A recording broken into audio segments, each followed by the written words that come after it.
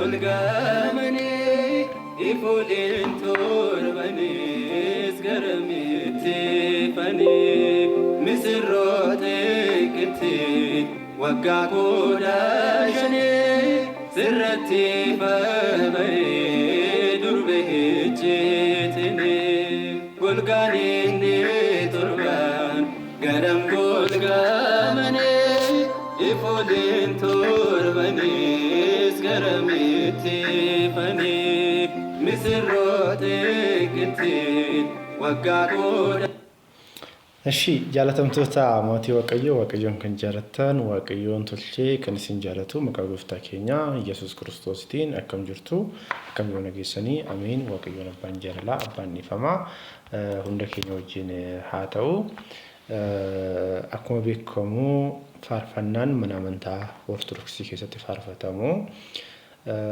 ኡላጋሌ ጉቱ ቀባ ኡላጋሌ ኢሳሰን على سرت بيكون هو بتشون عندك هنا إيجام بتشون نموني باين ولو ملالني يبلو فاروان باسيف أنس فاروان باسي يعني وروني تديب يعني نجرو بتشون وروتا كونين ورفع إيفونتي وروتا تديبو جتشون فارسام كوني أفاني أمارف فترة جرا ورومي فاتي هيكمي وام باين متطلع جتشون إرجاني إساج جتشون erga isa jalqabarratti yoolaalle haati keenya dubroon maariyaam waaqayyoodhaan filatamtee waaqayyoodhaan eebbifamtee waaqayyoon ishee filatee gaafa umrii 15titti eeyyama abbaatiin eeyyama ilmaatiin eeyyama hafuura qulqulluutiin kitaaba qulqulluu wangeela Luqaas boqonnaa 1 lakkoofsa 26 كافتني ودبفتني إجتين كوني ملأتي جراجة waaqayyoon malakootidha ibiddaadha ibiddi kun garuumoo jaalala fi eeyyama waaqayyoo waan ta'eef gadaamessa dubroo haadha keenya keessa jechuudha isheenii umrii waggaa 15tti ji'a 9 fi guyyaa 5 bultoo akka godhate hundi keenya iyyuu hin beekne jechuudha ittaafuuf numee farfannaa kana jechuudha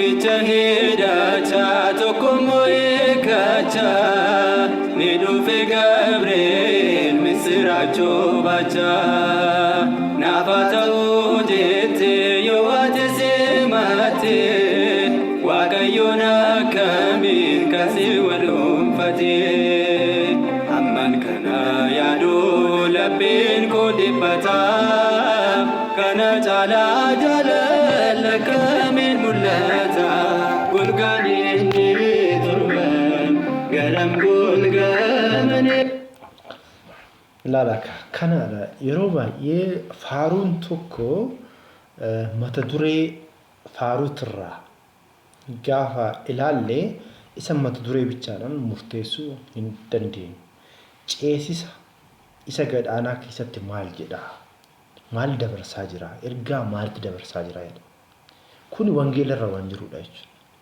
wangeela Luqaas boqonnaa lakkoofsa 26 kaaftanii yoo dubbiftan ergamaan waaqayyoon gara dubroo maariyaamitti erguu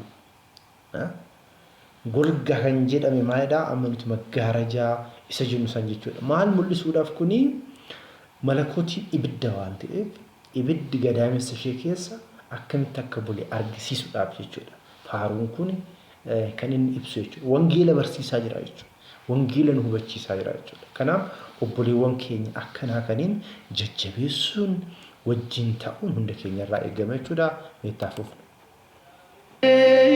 ifulin turbanis garamiti fani misrote kiti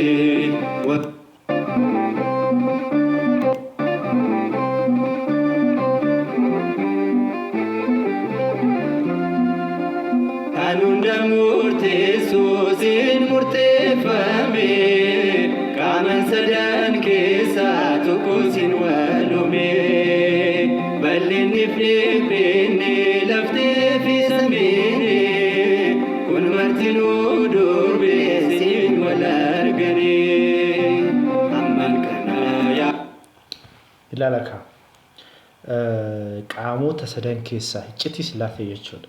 Sillaaseen tokko sadii jenna. Qaamota sadan keessaa qaamni tokko ilmi jechuudha. Gooftaan keenya Yesuus Kiristoos foon kan uffate qaamota sadan keessaa qaama tokko ilma bichaadha. Abbaallee miti hafuura qulqullullee miti. Kanaafidha yeroo baay'ee barumsa mana amantaa Ortodoksii keessatti gooftaan keenya Yesuus Kiristoos jiddu galeessa yoo jennu abbaa isaa wajjin ofii isaa wajjin hafuura qulqulluudhaan walitti nu araarsee gaafa jennu iccitii kana jechuudha. Iccitii kana jechuudha. Ammallee wangeelumaa jechuudha wantichi. Haala loojii. Misirroo durbeecheetini laatee kan si kabajate kaleessi fi harrisiin wal argate inni fagoo ture dhufe waaqayyooni siin walumaani humaaf humamtuni. Egaa akka kanaadha. Nuti faarsaan mana amantaa Ortodoksii warroota kaawwanirraa amantii warroota kaawwanirraa addaadha. Wanti jennuu fi isa kanaaf jechuudha. Wangeelii Yohaannis boqonnaa tokko lakkoofsa tokko irratti jalqaba maal ture? Mejemmeraa qaal ነበረ. Qaal kan jedhu kun sagalee jennamu dubbiidha jenna waan jedhu sun wal'aadha garuu ni haa ta'u. Jalqaba hin qabneedha jechuudha. Jalqaba hin qabne kun garuu ofii isaatii filatee eenyuun Dubroo Maariyaam. Dubroo Maariyaam wanti jaalannuuf limti kanaafidha. Waaqayyoodhaan filatee ofii isaatii mana qulqullummaa godhatee kan kabajate isaadha waan ta'eef. Kan waaqayyoon kabaje kan waaqayyoon filate immoo nuti kabajnaa jechuudha. Meettaaf nu